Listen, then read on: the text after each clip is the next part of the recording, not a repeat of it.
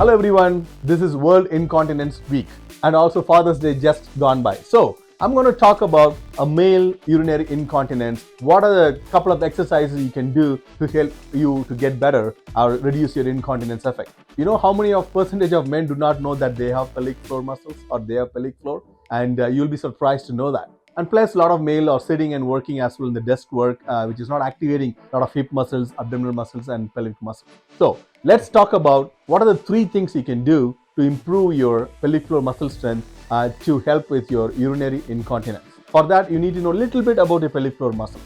Yeah, the main thing is your levator ani muscles, right? These muscles kind of form the major component of your pelvic floor muscles. And I will put a picture in this so you will see the picture and you can understand what I'm talking about. All this, most of the levator ani muscles around your pelvic floor area, they're all innervated by the pudendal nerve, which is coming from your second to fourth sacral nerve roots from your sacral, your tailbone area, right? So the main three muscles of that puborectalis is number one muscle. It's kind of a U-shaped sling muscle here, right here, right? So when it contracts, it bends the anal canal and creates the anorectal angle, right about 90 degrees where the rectum meets the anus. So this is very important. Anorectal angle is very important for your defecation and continence in your fecal continence. So if the anorectal angle is not working properly, you can't defecate, you can't really completely take everything out from in the morning. So a lot of constipation issues comes because the anorectal angle is not maintained properly. One thing to blame is our potty as well. The 90 degree sitting is not an ideal position for defecation, right? Because you have to have little more squatting. The hip has to flex a little bit more to improve the anorectal angle for proper defecation. So that's why I always tell my patients, if you have constipation issues, if you're sitting in the potty, please put a small stool, a $10 plastic stool, put in the front and put your feet on top of it so that you're increasing the hip flexion so that your anorectal angle changes. That helps in the defecation. Anyway, we are diverging a little bit into constipation, but I have to mention that to you when I talk about puborectalis muscle. So if you have constipation issues, you might have a problem with the anorectal angle. Please try that technique with putting a small stool and see how your defecation process works and how your constipation gets better with that, changing that one thing by changing the anorectal angle. Okay, this muscle is very important for you. It's a very thick muscle and it also maintains continence. Okay, and during defecation, this muscle relaxes to straighten the anal canal, so allow the passage of feces, right? So if it is not working, doing that job, you're going to get constipated. So that's the importance of puborectalis. The next muscle we're going to talk about is pubococcygeus muscle. This muscle is again another sling. Below your puborectalis, you have your pubococcygeus muscle, right? And you can see it in the picture. It controls the urine flow and it contracts during orgasm, right?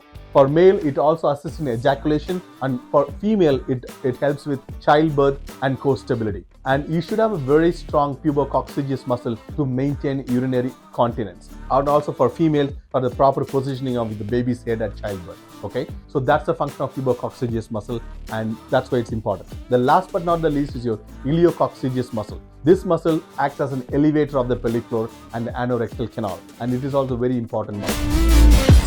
Before going into the exercises to help the urinary continence or incontinence, we have to understand there are two types of muscle fibers in your pelvic floor, right? So each type has to be exercised a little differently. You have type 1 red slow twitch fibers, then you have type 2 white fast twitch fibers. And then you have to work both of these fibers muscle in your pelvic floor to get better. The red slow twitch fibers are very rich in blood supply. It has big, large capillary beds and it sustains contraction over time. It contracts like 10 to 20 times per second. But if you come to the type 2 fast twitch fibers, they are quick reacting. They work really fast. They fatigue quickly. Okay? They contract about 30 to 60 times per second. And also understand the relationship of your abdominal muscles to your pelvic floor. They work in conjunction. They work together. So you need to have strong abdominals too, especially the days of a lot of sitting and working on the desk. Our core stability and core strength is not great. For example, your pubococcygeus muscle we talked about, it contracts with your transverse abdominis muscle. That's one of your core muscles, right? And then your iliococcygeus muscle contracts with your obliques. You got internal, external obliques here. So it works with the oblique muscle. And your puborectalis muscle we talked about, it contracts with your rectus abdominis, the muscle, long muscle come over here. And you can also see this picture I'm attaching so you can relate to that. So I want you to understand the importance of abdominal muscle function with your pelvic floor so it works together. And don't forget your diaphragm, the big dome out here. That's also very important. You have to breathe through your diaphragm for a better function of your pelvic floor. So we talked about a little bit about the muscles, we talked about the slow twitch fibers and the fast twitch fibers.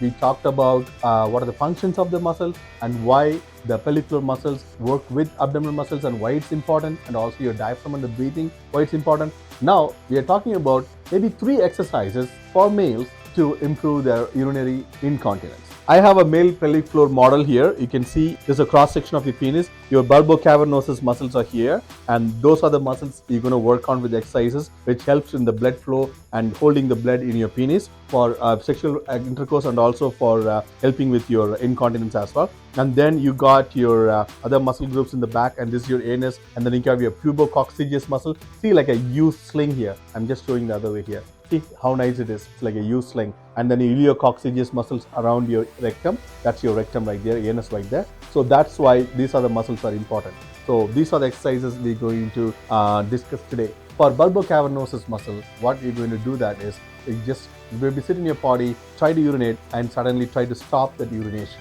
So that muscle you're using to stop the urination is your bulbocavernosus muscle. And you're going to work that muscle by contracting it. Okay, you have to identify the muscle first, you contract it and maybe hold it for 10 seconds and then let it go slowly.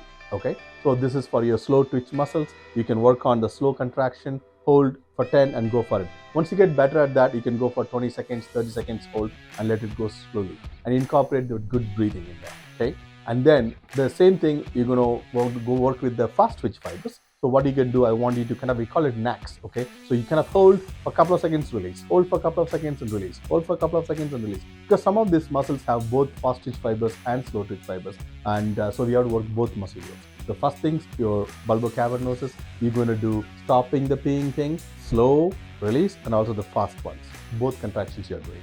You're going to go on to the pubococcygeus muscle, or you also call PC muscle. There's a very big sling muscles here, very important. Most of the Kegel exercises concentrates and works this muscle.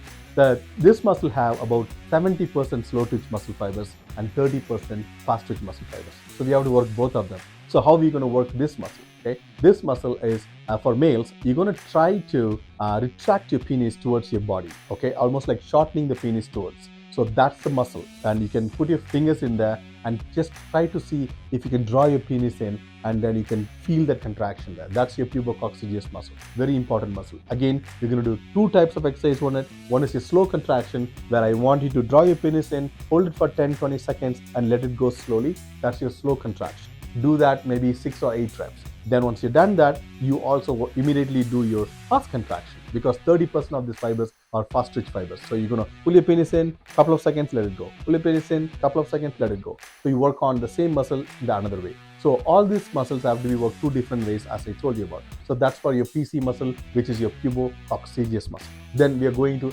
iliococcygeus muscle, which is kind of more in the back. It's kind of more into your rectal area. So what are you going to do? If you're sitting, you can try to pull your anus towards your belly button and hold it for about 10-20 seconds and let it go slowly for your slow twitch fibers. And if you do that fast, bring it up, couple of seconds, drop. Bring it up, couple of seconds, drop, your fast twitch fibers. So that's your iliococcygeus. So 3 muscles, 3 different target areas, 2 different types of exercises. That's totally 6 different exercises you're going to do every day. This you can do it anywhere. Even if you're sitting in an office chair, you can do. Nobody would know you're doing your pelvic floor exercises. Try these exercises and see how you feel. And for males, it's harder thing there is to identify the right muscle to work on. It will come in practice. Take your time. Initially, it can be frustrating, but work with it. But if you need help with your male pelvic floor physiotherapy exercises, please consult your pelvic floor physiotherapist or give us a shout if you have any questions. Very nice talking to you guys. Work on these exercises and good luck with everything. Bye.